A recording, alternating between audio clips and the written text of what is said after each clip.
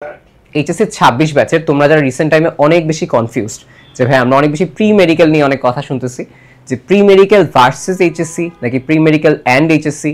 অনেকে বলতেছে যে এইচএসসি কোনো সমস্যা না, এইচএসসি ভালো হয়। অনেকে আবার তোমাদের বলতেছে যে প্রি মেডিকেল করলে প্রি মেডিকেল মেডিকেলও হয় না, এইচএসসি হয় না। সো আসলে ঘটনাটা কি, কনটেক্সটটা কি, প্রি মেডিকেল আসলে কিভাবে ফাংশন করে এবং এই যে প্রি মেডিকেল ট্রেন্ডটা এটা আসলে কখন চালু হয়েছে, ধরো আমার ব্যাচের যে সমসাময়িক টাইম ওই সময় থেকে চালু হয়েছে। তো আমি তোমাদের এই যে পুরো যে 4 বছরের প্রসেসটা প্রি মেডিকেলের আসলে কিভাবে এই জিনিসটা ফাংশন করতেছে বা কিভাবে এর পরিবর্তন হইতেছে আমি নিজ চোখে আমার সময় থেকে শুরু থেকে এখন পর্যন্ত দেখতেছি এবং কিভাবে এই ট্রেন্ডটা যাচ্ছে এটা নিয়ে আজকে তোমাদের সাথে একদমই খোলাখুলি আলোচনা করব যে কি হচ্ছে কি না হচ্ছে, কোন কোন কেসে তোমার কি করা উচিত কি না করা উচিত, প্রত্যেকটা জিনিস নিয়ে আশা করি ইনশাল্লাহ তোমাদের যত কনফিউশন আজকে সবগুলো ইনশাল্লাহ ব্রেক করার ট্রাই করব। ওকে, সো আজকে আমরা ব্যাড বাজ বলো, কনটেক্সট বলো, প্রত্যেকটা মিথ বার্স্ট বলো, কিভাবে কোনটা ফাংশন করে কি না করে প্রত্যেকটা জিনিস নিয়ে আলোচনা করবো। ওকে, সো এই যে প্রি মেডিকেল যেটা প্রথমে আমি স্টার্ট করবো হচ্ছে কনটেক্সট থেকে 21 অনওয়ার্ডস। এখন এইখানে আসলে কি হয়েছে, এই জিনিসটা হচ্ছে করোনার টাইমে যেরকম অনেকে জিনিসটা ছিল 20 ব্যাচের আগের টাইমগুলোতে যে প্রি মেডিকেল বলে কিছু ছিল না, সবাই এইচএসসি শেষ করতো। শেষ করার পরে কি হইতো, শেষ করার পরে 3 মাসে একটা কোচিং থাকতো, দেন সবাই ভালো করতো। সো প্রথমবার যখন 21 ব্যাচে প্রি মেডিকেল বা 21 ব্যাচের শেষের সময় আমরাই প্রথম একদম ফুল ব্যাচ প্রি মেডিকেল। সো এরকম ব্যাচ যখন আসছে তখন এই ব্যাচের কাছে এইটাই আসে যে এখন কেন করবে। ইভেন এটা বাসা থেকেও বলা হইতো, যেরকম তোমাদের সময় একটু নর্মালাইজ, তাই না? আমাদের সময় ব্যাপারটা ডিসিশন নেওয়া আরো টাফ ছিল। সো তখন বাসায় বলা হইতো যে তোর তো এইচএসসি সিলেবাস শেষ হয়নি, তুই তো ভালো স্টুডেন্টই না, তুই তো পাসই করতে পারোস না, তো কি প্রি মেডিকেল করবি তুই। ওকে, সো এই টাইপের ব্যাপারটা আমাদের টাইমে প্রচুর ছিল। কেন আমাদের টাইমে তো চিন্তা করা হতো 3 মাস পরে আসলে চান্স পাওয়া যায়। সো এই ব্যাপারটার কনটেক্সটটা তখন ছিল এবং তখন স্টার্ট কেন হয়েছে বলতে পারো ভাই, স্টার্ট কেন করছে সবাই, কেন করছে এটা আসলে স্টুডেন্ট ডিমান্ডেই স্টার্ট করছে। তুমি যদি আসলে অন্য কাউকে বলো যে ভাই এরা কোর্স ছাড়ছে কেন, এরা কোর্স ছাড়ছে কেন, আসলে না, ঘটনা আমাদের ব্যাচই আমরা এতটা এনথুসিয়াস্টিক ছিলাম যে তুমি চিন্তা করো যে এইচএসসি 27 ব্যাচকে অনেক উত্তেজিত ব্যাচ বলি, তাই না? তো আমরা যারা ধরো বাসায় বসে আছি, বাসায় বসে কিন্তু দেখো কলেজে আমাদের ওয়েস্টেজ অফ টাইম নাই, আমরা বাসায় বসে আছি, করোনার মাঝখানে বসে আছি, দেখতেছি যে 21 ব্যাচের বা 20 ব্যাচের রেজাল্ট দিয়ে দিচ্ছে, তারা মেডিকেলে ভালো করতেছে, আমাদের ইচ্ছা থাকতেছে ভাই মেডিকেলে কিভাবে পড়ে দেখতে চাই। সো ওই জায়গা থেকে বলতে পারো 22 ব্যাচ 21 ব্যাচ এরাই দায়ী বা এদের এনথুসিয়াজমের কারণেই প্রি মেডিকেল জনরাটা আসছে। সবাই কোর্স লঞ্চ করছে যে হ্যাঁ কিরকম আসলে হয় মেডিকেলের কোয়েশ্চেন কেমন হয়, সেই জায়গা থেকে একটা আস্তে আস্তে কোর্স লঞ্চ হচ্ছে এবং যেহেতু একটা ট্রেন্ড স্টার্ট হয়ে গেছে এটা কিন্তু মিনওয়াইল ব্যাচ স্টার্ট হয়েছে।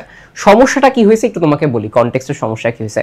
20 ব্যাচ বা এই ব্যাচগুলো যখন তোমার এইচএসসির পরে এসে, ওকে, যখন কি হয়েছে তোমার এইচএসসির পরে এসে, ধরো আমি তোমাকে যদি বলি যে এইচএসসি শেষের পরে এসে তারা যে 3 মাসটা সবাই অলমোস্ট কিন্তু সেম গ্রাউন্ডের, শুধুমাত্র যে টপার ওই ব্যাচগুলো তারা কি করতো, তারা তোমার ওই যে কোয়েশ্চেন ব্যাংক এরা আগে থেকে পড়ে রাখতো, সো একটা অ্যাডভান্টেজ তারা পাইতো, বাট আলাদা করে কোনো কোর্স নাই। এবং ওই ব্যাচের টপারদের কথা বলি, ওই ব্যাচের অনেক টপার তার আগের ইমিডিয়েট ব্যাচের সাথে, ধরো 20 ব্যাচ সে 19 ব্যাচের সাথে মেডিকেল কোর্স করছে, এরকম অনেক হয়েছে। 18 ব্যাচ সে 17 ব্যাচের সাথে অনেক কোর্স করছে, তুমি যদি অনলাইনে বিভিন্ন ভাইরাল জিজ্ঞেস করো তারা এই কাজটা করছে, কিন্তু ওই সময় প্রি মেডিকেল ছিল না। তো যখন 20-এর পরে চলে আসছে প্রি মেডিকেল জনরাটা তখন কিন্তু অলমোস্ট সবাই সেম গ্রাউন্ডে চলে আসছে। ওকে, যে 21 ব্যাচ চিন্তা করতেছে যে আচ্ছা 21 ব্যাচের জন্য একটা আমাদের কোর্স আসছে, তাহলে 21 ব্যাচের অন্যরাও কিন্তু ভর্তি হয়ে গেছে। 22 ব্যাচ চিন্তা করছে 21 ব্যাচ ভর্তি হয়েছে, তাহলে 22 ব্যাচের ফ্রেন্ড ভর্তি হয়েছে, সে ভর্তি হয়ে গেছে এবং 21-22-এ ব্যাপারটা নর্মালাইজ হওয়ার পরে 23-এ কিন্তু জিনিসটা আবার স্টার্ট হয়েছে। সমস্যাটা কোন জায়গায় হয়েছে আমি তোমাকে বলি। সমস্যাটা আগে মানুষ লাস্টের 3 মাস গিয়ে দেখতো কি কোয়েশ্চেন ব্যাংক কি, সে দেখতো যে মেডিকেলের ওএমআর কিভাবে ফিল আপ করে, সে দেখতো বই থেকে কোয়েশ্চেন কিভাবে আসে, বই থেকে প্যাটার্নটা কেমন হয়, কিভাবে বইটা পড়তে হয়, কিভাবে ধরো ফার্স্টের 1 মাসের দিকে বা 3 মাসের যে টাইমটা তখন সে দেখতো কিভাবে ওএমআর দাগাইতে হয়, কিভাবে ভুল সলভ করতে হয়। সো কনটেক্সটটা ছিল 20 ব্যাচ পর্যন্ত এরকম। 21 ব্যাচ 22 ব্যাচ থেকে সমস্যা যেটা স্টার্ট হয়েছে, সবাই অ্যাডভান্স হওয়া শুরু করছে, ঠিক আছে, সবাই অ্যাডভান্স হওয়া স্টার্ট করছে এবং সবাই তখন এইচএসসির অনেক আগে এই ব্যাপারটা বোঝা শুরু করে। এবং তোমাকে একটা কথা বলে রাখি, অ্যাডমিশন আমি তো অলমোস্ট অনেকগুলো অ্যাডমিশন দিছি, তাই না? তোমার বুয়েট, ডিইউ, মেডিকেল অলমোস্ট সবগুলো অ্যাডমিশন যেগুলো আর কি দেয়া আমার ফর্ম ফিল আপ করা ছিল সেগুলো দেওয়া হয়েছে। সো এইগুলো দেওয়ার টাইমে একটা জিনিস বুঝছি যে অ্যাডমিশন নট অনলি পড়ালেখা রিলেটেড না, অ্যাডমিশনে তুমি পড়ালেখা করে অনেক ভালো করবে এমন না। অনেকে কথা শুনছো না যে আমার প্রিপারেশন অনেক ভালো ছিল, ভালো হয় নাই অ্যাডমিশন। কেন হয় নাই বলতে পারবা? অ্যাডমিশনের একটা বড় অংশ জুড়ে থাকে স্ট্র্যাটেজি এবং ভাগ্য, দুইটা ব্যাপারই। তো এই যে এক একটা জিনিস যে কীভাবে পড়তে হয়, কিভাবে তোমার হচ্ছে ওএমআর দাগাইতে হয়, কিভাবে ভুল সলভ করতে হয়, এই এক একটা ছোট ছোট স্ট্র্যাটেজি তোমাকে অনেক বেশি হেল্প করে। তো তুমি ধর আমি যদি তোমাকে বলি তুমি এইচএসসির আগে পড়ালেখা না, এইচএসসির আগে অ্যাটলিস্ট স্ট্র্যাটেজিগুলো যদি জানো, তুমি এটা অনেকাংশে আগায় থাকো।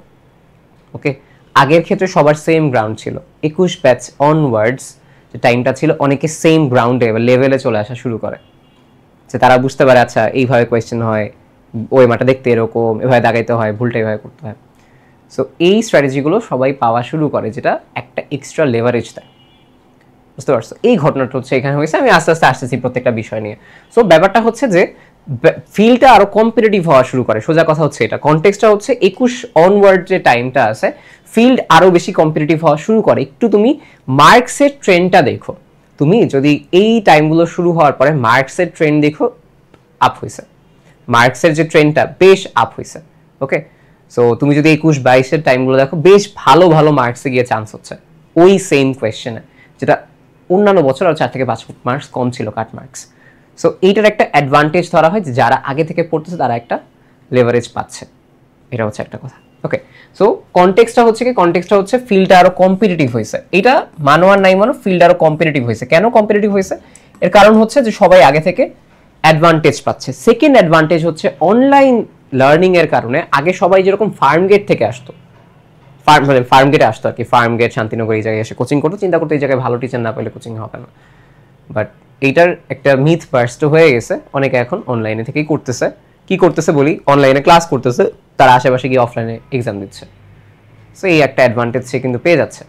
ওকে, সো এই জায়গা থেকে দেখা গেছে কি কম্পিটিশন বেড়ে গেছে, কম্পিটিশন বেড়ে যাওয়ার কারণে আলটিমেটলি কাট মার্কসও বেড়ে যাচ্ছে।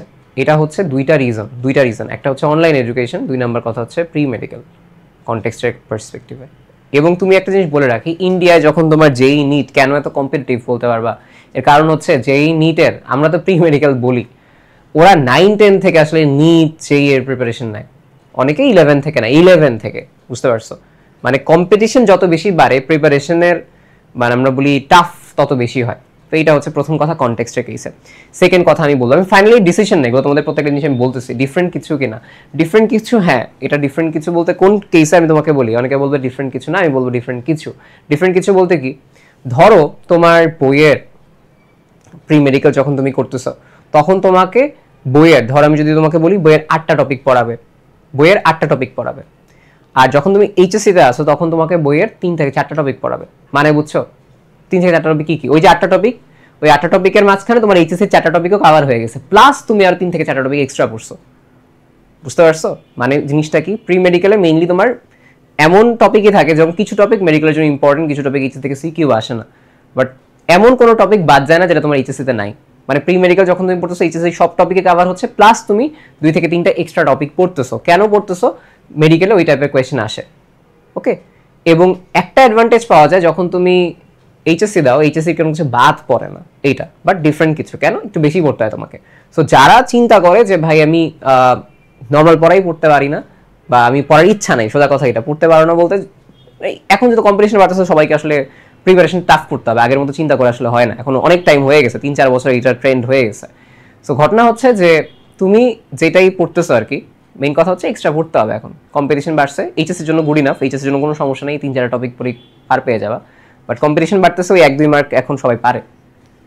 সো এই ঘটনাটা হয়েছে ডিফারেন্ট কিছু, হ্যাঁ ডিফারেন্ট কিছু, একটু বেশি পড়তে হয়। বেশি পড়তে হয় বলতে সেম টপিকই যেখানে তুমি আগে বাদ দিয়ে পড়তে পারতে এইচএসসিতে, খেয়াল করে দেখো তোমার ক্লাসে যখন পড়ানো হয় বইয়ের অনেক কিছু পড়া হয় না, তুমি বই ধরোই না, মানো নাই মানো, বায়োলজি বইয়াতে বই কখনো ধরোই না, জাস্ট ম্যাথ করে যাও। বাট প্রি মেডিকেলে ওই বইয়ের সাথে ম্যাথটা করাই দেওয়া হয়, এই হচ্ছে ঘটনা হয়। সো ডিফারেন্ট কিছু আর কি। আচ্ছা, এবার আসা হচ্ছে থার্ড, যেটা থার্ড হচ্ছে কোনটা, থার্ড হচ্ছে অ্যাপ্রোচ লাইক আ মেডিসিন। আমি এটা বলি, একটা বলো না পা যদি তুমি দিনে 4টার বেশি খাও, কিডনি ড্যামেজ হয়ে যাবে। বুঝতে পারছো? না পা দিনে 4টার বেশি খেয়ে গেলে কিডনি ড্যামেজ হয়ে যাবে, প্যারা খেয়ে যাবে, টক্সিক ডেভেলপ করবে। এটা মেডিসিন, ব্যথা তোমার, তারপর মেডিসিন খাইতে হবে। ঘটনাটা এইটা যে তুমি যদি পারফেক্ট স্ট্র্যাটেজি মেনটেন না করতে পারো, তাইলে তুমি হচ্ছে মনে হবে প্রি মেডিকেল ভালো বা খারাপ। এই জায়গাটা থেকেই তোমাদের কাছে বিভিন্ন কথা আসে যে প্রি মেডিকেল করা উচিত না, অনেকে বলবে প্রি মেডিকেল করা বেস্ট। সো এই জায়গাটা থেকে সবাই আসলে প্যারা খেয়ে যায়। বুঝতে পারছো?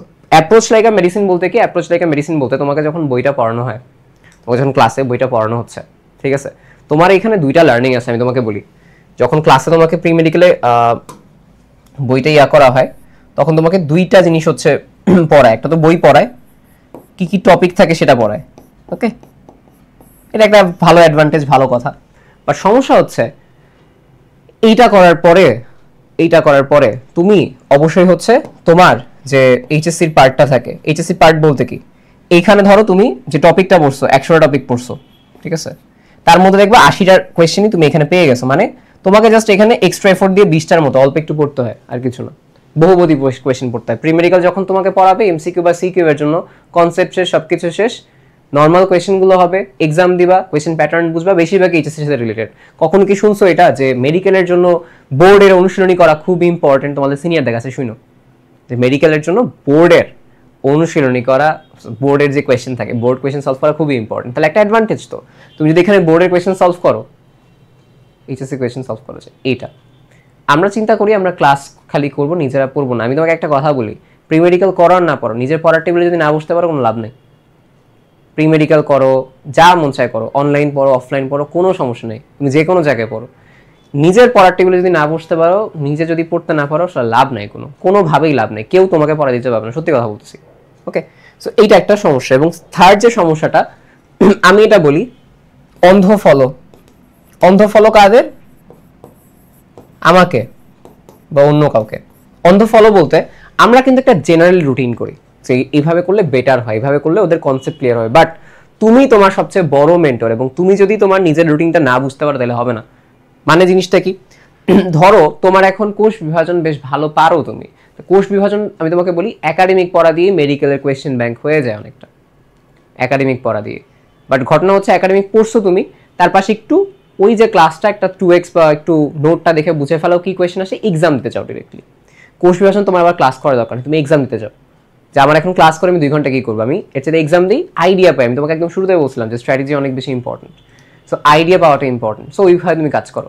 কোন একটা চ্যাপ্টার তুমি এখনো পড়ো নাই, তুমি প্রি মেডিকেলে ক্লাস করে যাও, ওইটা করো, মানে নিজের রুটিনটা মেনটেন করো। আমি তোমাকে বলি প্রি মেডিকেলে কখনোই যে 100% ক্লাস করতে হয় এমন না, জিনিসটা 50% ক্লাস করলে অনেক ইম্পর্টেন্ট। কেন আমি শুধুমাত্র প্রি মেডিকেল যদি বলি, কেন আমি প্রি মেডিকেল বায়াসড? পড়ালেখার জন্য না। প্রি মেডিকেল বলতে পারো হ্যাঁ প্রি মেডিকেল বায়াসড, কেন প্রি মেডিকেল বায়াসড? পড়ালেখার জন্য না, জাস্ট অনলি আমি স্ট্র্যাটেজির জন্য জিনিস ম্যাটার করি। তুমি যদি 20টা এক্সাম হতো তাও হয়। আমার টাইমে যে প্রি মেডিকেল হয়েছিল আমি কি করছি জানো? আমার টাইম প্রি মেডিকেল ক্লাসই করিনি, জাস্ট আমি এক্সাম দিতাম, দেখতাম দাগানো বই কিরকম, এইটাই। বাট আমি ওই যে আইডিয়া পাইছি না কিভাবে তোমার কোয়েশ্চেন সলভ করতে হয় বা কিভাবে কোয়েশ্চেন মানে দেখতে হয়, ওই আইডিয়াটা বিশ্বাস করো আমাকে এইচএসসি পর অনেক হেল্প করছে, যেখানে আমার ফ্রেন্ডরা মাত্র প্যাটার্ন ধরা শুরু করছে। ওই মিনওয়াইল কিন্তু আমি জানি কিভাবে পড়তে হবে।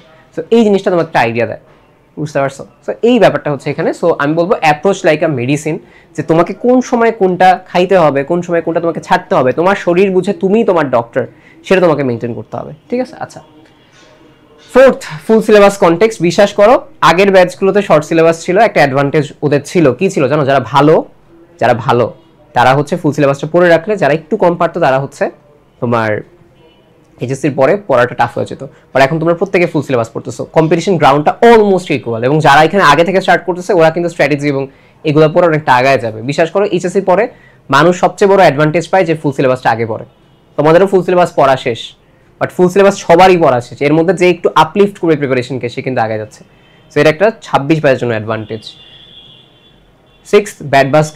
কেন তোমাকে বিভিন্ন মানুষজন ব্যাড বাস দেয়? আমিও তোমাকে ব্যাড বাস দিব যদি তুমি ইনাফ পরিশ্রমী না হও, যদি তোমার নিজে এইচএসসি সিলেবাস বেসিক টপিকে তুমি শেষ করার জন্য এনথুসিয়াস্টিক না হও, বা তুমি যদি ওই লেভেলে ড্রিম না দেখো, এবং তুমি যদি চিন্তা করো আমার একটা মেডিকেলে চান্স হইলেই হবে, দেন প্রি মেডিকেল তোমার জন্য না। আমি একদম ফ্র্যাঙ্কলি বলতেছি, সত্যি কথা বলি, তোমার যদি এরকম মাইন্ডসেট থাকে যে আমি ভাই একটা মেডিকেলে আমি জাস্ট লাস্টে কোনো মতো একটা সিট পাইলেই হবে, তাইলে তুমি প্রি মেডিকেলে হয়েও না। কেন বলতেছি? তাহলে তুমি হচ্ছে ঢোকার পরে না হ্যাপ হ্যাজার্ড করে ফেলবা। 1 নম্বর কথা, কোনো মোটিভেশন পাবা না। 2 নম্বর কথা হচ্ছে তুমি রুটিন মেনটেন করতে পারবে না, এক্সট্রা পড়ার জন্য মোটিভেশন পাবো না। কেন? তুমি এইচএসসি পড়ার ঠিক মতো চেষ্টা করতে পারতেছো না, ঠিক আছে? এরকম হইলে আমি তোমাকে ব্যাড বাস দিব যে না তুমি এখন অ্যাডমিট হয়েও না, ঠিক আছে? বাট তোমার যদি ইচ্ছা থাকে এরকম যে আমি ভালো করতে চাই, লাইক আমি চান্স পাইতে চাই না, আমি হচ্ছে টপ মেডিকেলগুলো চান্স পেতে চাই, ভালোভাবে চান্স পেতে চাই, এবং আমি পরিশ্রম করার জন্য, আমি খারাপ স্টুডেন্ট হইতে পারি বাট আমার এখন থেকে ইচ্ছা যে আমি অনেক মানে পরিশ্রমী হব, তাইলে আমি বলবো তোমার জন্য প্রি মেডিকেল সুইটেবল ইনাফ। কেন? কারণ তুমি সব মেনটেন করতে আমি তোমাকে বলতেছিও না, তুমি তোমার এইচএসসি পড়াটাই কন্টিনিউ করবা, তার সাথে এখানে স্ট্র্যাটেজিগুলো দেখো, তার সাথে এখানে 2-1টা ক্লাস করো। 2-1টা ক্লাস করলে অ্যাডভান্টেজ হচ্ছে এই যে স্ট্র্যাটেজি ডেভেলপ করে, এই জন্য আমি বলি সবসময় যে এটা করা উচিত। এবং কেন বলতেছি আমি তোমাকে এইম হাই রাখার জন্য, এইম হাই রাখার জন্য কারণটা আমি তোমাকে একটা কথাই বলি, তুমি যদি শেষের দিকে চিন্তা করো তোমার আসলে চান্স হবে না। তুমি যদি চিন্তা করো, তুমি যদি ফার্স্ট হওয়ার চিন্তা করো, তুমি দেখবা ডিএমসির মধ্যে টপ 30-তে চলে গেছো। তুমি যদি চিন্তা করো ডিএমসি, দেখা যাবে টপ 4 মেডিকেলে চলে আসছো। তুমি যদি টপ 4 চিন্তা করো, কোনো একটা ডিভিশনালে চলে আসবা। এইম যত হাই হবে আমার এক্সপেকটেশন বাড়বে, আমি তত বেশি চেষ্টা করব, চেষ্টা করলে দেখা যাবে যে আমি আর ভালো করছি, কাছাকাছি গেছি। কারণ efficiency cannot be one. First হওয়ার চিন্তা করলে ফার্স্ট হওয়া যায় না অনেক সময়, শেষের চিন্তা করলে শেষেরটা হয় না অনেক সময়। মাইন্ডসেট অনেক ইম্পর্টেন্ট একটা জিনিস অ্যাডমিশন সিজনে। ওকে, সো এটা হচ্ছে একটা ব্যাড বাস। এবং না করলে চান্স পাবা কিনা, না এমন না, না করলে চান্স পাবা না এমন জিনিসটা এমনই না, অবশ্যই চান্স পাবা। বাট ঘটনা হচ্ছে এখন কম্পিটিশন একটু বাড়ছে, তো কম্পিটিশন বাড়ার কারণে তোমার রেশিওটা কমে যাবে। আগে যেরকম 3 মাস পর অনেক তুলনামূলক মানুষজন বেশি চান্স পাইতো, এখন কম হবে। এটা খুবই নর্মাল, কারণ আগে থেকে মানুষজন প্রিপারেশন নিচ্ছে, বুঝতে পারছো? আগে থেকে মানুষজনের এই হাইপটা আছে। পিয়ার প্রেশার বলে একটা কথা আছে, লাইক আগে সবাই কি করতো, অ্যাডমিশন সিজনে গিয়ে প্রিপারেশন নিতে। এখন ঘটনা হয়েছে কি, আমার ফ্রেন্ড ভর্তি হয়েছে, তোমাদের হয়, ফ্রেন্ড ভর্তি হয়েছে আমিও চাই, ফ্রেন্ড পড়তেছে আমিও পড়ি। ওই যে একটা এনভায়রনমেন্ট একটা গ্রুপে থাকে না, প্রি মেডিকেল গ্রুপে, ওই ইয়াতেও কিছু না কিছু পড়া হয়ে যায়, সব হয় না সবার, কিছু না কিছু পড়া হয়ে যায়। ওই যখন কিছু না কিছু পড়া হয়ে যায়, ওই পিয়ার প্রেশার অনেক অনেক আগে যায়। এই হচ্ছে সিচুয়েশন, বা এইভাবে ইভলভ হচ্ছে। আমি প্রত্যেক বছর দেখতেছি প্রি মেডিকেলের মানুষজন এনরোল বেশি হচ্ছে, প্রি মেডিকেল থেকে চান্সও বেশি পাচ্ছে অনেক, বুঝতে পারছো? আচ্ছা, এখন অনেকে বলতে পারো ভাই আমার তো অনেক ভালো পরিচিত আছে যারা হচ্ছে প্রি মেডিকেল না করা ছাড়া চান্স পাইছে। একটা বড় অ্যাডভান্টেজ আমি তোমাকে প্রথমে বলছিলাম যে প্রি মেডিকেল যা পড়ানো হয় এটা আসলে এইচএসসির পরে, আর কিছু না। প্রি মেডিকেল যা পড়াচ্ছে এইচএসসি। তোমার যে ফ্রেন্ডটা বা তোমার যে সিনিয়র প্রি মেডিকেলে ভালো করছে, যখন আমি তোমাকে বলি আমি 20% বেশি প্রি মেডিকেল ক্লাস করি নাই, আমিও তো বলতে পারি আমি প্রি মেডিকেল করি নাই, বাট আমি হচ্ছে স্ট্র্যাটেজি পাইছি, আর কিছু না। যেই ফ্রেন্ডটা তোমার এটা ইয়া করছে, বা যেই আমাদের ফ্রেন্ডরা থাকে, তাদের মেইনলি কি ঘটনা হয়েছে, তারা এইচএসসি পড়াটা খুব ভালো মতো করছে। ওই যে বইটা আছে না, বইটা খুব ভালো মতো করছে নিজের, আমি এটাই বলছি। ও যদি বই ভালো মতো পড়ে, ওর আসলে খুব প্রেশারই হয় না মেডিকেলে। বাট আমরা যে কাজটা করি, আমরা আসলে নিজেরা বই পড়ি না। আমি তোমাকে এটা আগেও বলছি, নিজের পড়া টেবিলে পড়তে হবে। সো প্রি মেডিকেল যখন তুমি করতেছো, তোমাকে বইটা পড়ায় দেওয়া হচ্ছে। তোমার যে ফ্রেন্ডটা বলছে আমি প্রি মেডিকেল করি নাই, সে কিন্তু বইটা খুব ভালো মতো পড়ছে, বুঝতে পারছো? বইয়ের কোন জায়গায় কি আছে কিনা আছে সেটা খুব ভালো মতো পড়ছে, ঠিক আছে? সো বই ভালো মতো করার কারণে ওর কিন্তু কোয়েশ্চেন প্যাটার্ন ধরতে ইজি হয়েছে। তোমার যদি হয়, তুমি যদি নিজে পড়তে পারো খুবই ভালো, বাট নিজে পড়ার চাইতে একটা অ্যাডভান্টেজ হচ্ছে গ্রুপে থাকলে পড়া হয় পিয়ার প্রেশারে। এটা বাংলাদেশ পাবে এরকমও করতেছে, আমি একটু করি, আমি পিছিয়ে যাচ্ছি, সেই ঘটনাটা হচ্ছে হয় আর কি। সো এই ব্যাপারটা। সেকেন্ড আরেকজন আছে যারা হচ্ছে করে নাই বাট ভালো করছে, কেন? তার 3 মাস পরিশ্রম করছে, অ্যান্ড দেন লাক একটা ভালো ফেভার করছে। বাট তুমি অলওয়েজ তোমার লাকের উপর কেন তুমি রিস্কে ফেলবা? ঘটনা এটা যে অবশ্যই মানুষজন চান্স পায়, অবশ্যই ভালো করে, ভাগ্যে থাকলে পরিশ্রম করলে অবশ্যই হয় 3 মাসে। বাট তুমি কেন 3 মাসের রিস্কে ফেলে দিবা? এবং আমি সবসময় একটা রিস্ক রেশিও হিসাব করি। তুমি 3 মাসে গিয়ে অসুস্থ হবে না তার কোনো হিসাব নেই। 3 মাস অ্যাডমিশন সিজনে খুবই ইম্পর্টেন্ট। সো ওই সময় গিয়ে অসুস্থ যদি হও তখন কি হবে? তার সাথে আগে তোমার টাইম আছে, প্রিপারেশন স্টার্ট করো না, ওইটা যেন খুব প্রেশার না পড়ে। অনেকের ক্ষেত্রে হয়, কিন্তু আমার কথা আমি বলতে পারি, এই জন্য আমি তোমাদের অনেক বেশি ইয়া করি। আমি হচ্ছে তোমার অ্যাডমিশন সিজনে 1-1.5 মাসের মধ্যে অসুস্থ হয়েছিলাম, আর এই যে এইচএসসিতে আমি বই পড়ছি, ওই জন্য একটা অ্যাডভান্টেজ পেয়ে গেছি। ঘটনাটা এই। হোয়াট টু ডু আমি একটা কথাই বলবো, অল অ্যাবাউট মাইন্ডসেট। যদি তোমার মাইন্ডসেট এরকম হয় যে আমি এখন থেকে মানে মানে একদম এনথুসিয়াস্ট, এবং আমি খুব বেশি পরিশ্রম করবো, ডেডিকেশন নিব, এবং আমার টার্গেট টপ মেডিকেল, দেন তুমি প্রি মেডিকেল স্টার্ট করতে পারো, কারণ কম্পিটিশন হয়ে গেছে। আমি একদম ফ্র্যাঙ্ক কথা বলতেছি, ঠিক আছে?